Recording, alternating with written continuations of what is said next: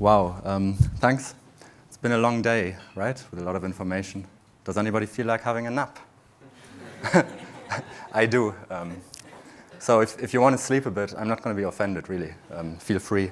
And I even have a very good solution for you, because as Gemma mentioned already, in order to prepare the topic for today, I decided to write an article, which I published yesterday. So this article contains everything I'm talking about today, and even more than I could possibly include in a 30-minute talk. So just sleep a bit if you like, and read this tonight when you're awake again. So just a couple of things you should know about me. It's really not that interesting, but I have a weird name. Just please don't pronounce it anything else than Owen, okay? Because that really hurts. I'm half Irish. That's where the weird name comes from. And also half German. And to mix things up even more, I'm currently living in Galicia, Spain. And to mix things up even more, before that I lived in Belgium. So I could relate with the Belgium jokes we heard in the morning. I don't know if you remember them. It's all true. One thing, I changed slides, but I forgot that I wanted to mention something that resonated with me a lot this morning. Also from Michel's talk about voice search. He said that when you optimize for voice search, you have to make sure that you use words that are easy to pronounce, right? And it's probably true, but I can tell you, and I know from experience just a couple of weeks ago, that they're getting really good. So I was playing around with my phone at home, and I don't normally use Google Assistant that much.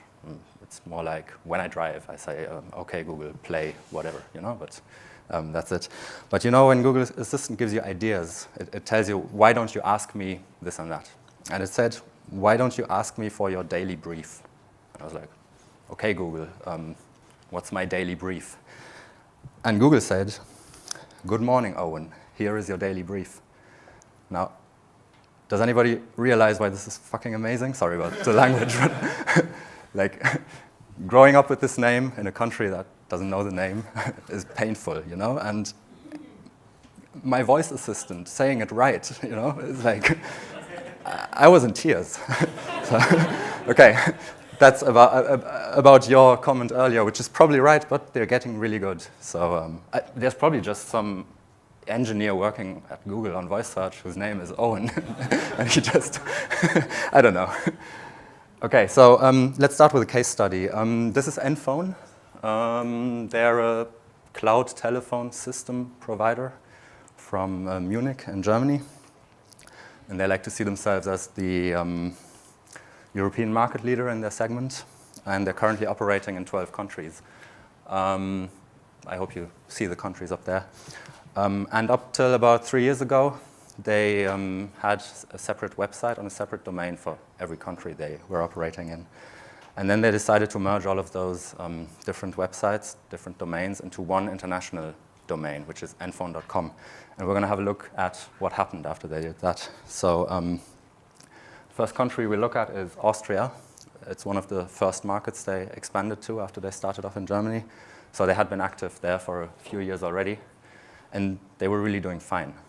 They had an SEO budget for Austria. They were doing stuff, and they were happy with their national performance. They were doing well compared to their competitors, so nothing to complain about, really. But this is how visibility grew in the years after that migration from enphone.at to enphone.com/at. I guess you're all more or less familiar with those Systrix visibility graphs. If not, they're similar to Searchmetrics or SEMrush or whatever tool you like to use. It's like, it just shows the visibility in search engines. And to back it up with some analytics data, they actually, in the first 5 months following the migration, they managed to generate 90% more traffic and 100% more leads from organic traffic compared to the previous year.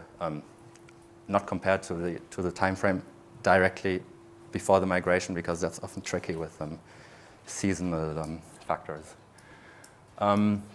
Another country that I'd like to highlight is the UK. In the UK, they had a completely different starting point from Austria. They were really struggling. They'd only just entered the market recently with a different brand, with a website without history. And you see that, I don't know if you paid attention to the total visibility numbers, they're like a lot lower in the UK than, this is nothing like, it's really a very low visibility. But anyhow, after moving their UK website from nconnect.com to nphone.com/gb and rebranding at the same time, they saw similar growth in the UK. To back it up with numbers again, 80% more traffic and 10 times more leads, which is kind of coming from nothing, you know. It's not that hard to get 10 times nothing, but significant growth for them anyhow. Then what they did their Brexit already to test how it would go. It's hard to say why. They weren't happy with the growth they had gotten from the common European shared domain for some reason. So they decided to move their content back to their own domain, not the old domain, because that was obviously a different brand, but they moved their content to nphone.co.uk. And this new domain just wasn't able to maintain the rankings the UK directory on the com domain had. And all of a sudden it was also competing with another English language directory, an international English language directory, on the com domain, on the global com domain, and being outranked by it.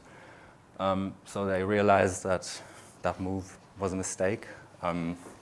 They reversed it, and they're doing better than ever before.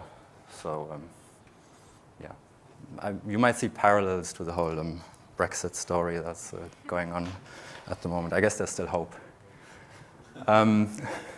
Let's jump to Germany, their domestic market.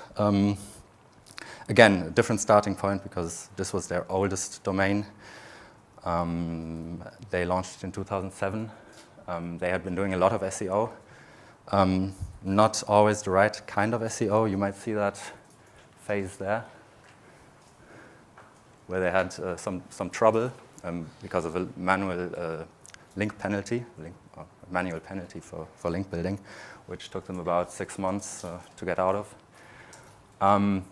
But after they had cleaned up the mess and migrated their German website from the old German domain to .com/de, they were able to generate a lot of very stable organic growth over the following years.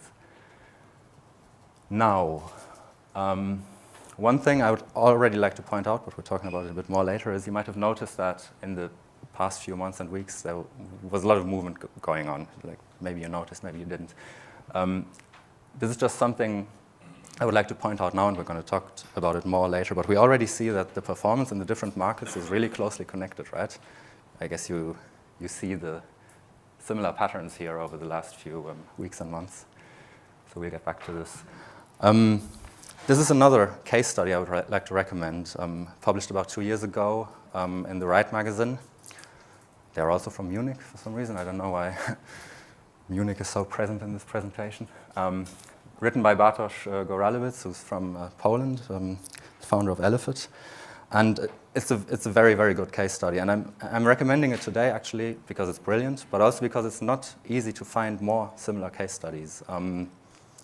There aren't many cases, and there are even less people writing about these kind of cases. You'll find a few more, but with much less information in the article that you can find on our company website. So this all looks great, right? Amazing visibility developments. But it's not as easy as it seems. In the past couple of years, I've spoken to several people who saw cases like these, similar cases, or who just had the idea that merging their country domains into one global domain would help them in some way, and it didn't. They failed. Okay, so it's a very delicate topic, and it's not a one-size-fits-all solution. Okay, so it's not going to work for every business, and I'm going to try to explain what I think might be at play here. So what are the positive factors? What might be negative factors? And we'll see what you think.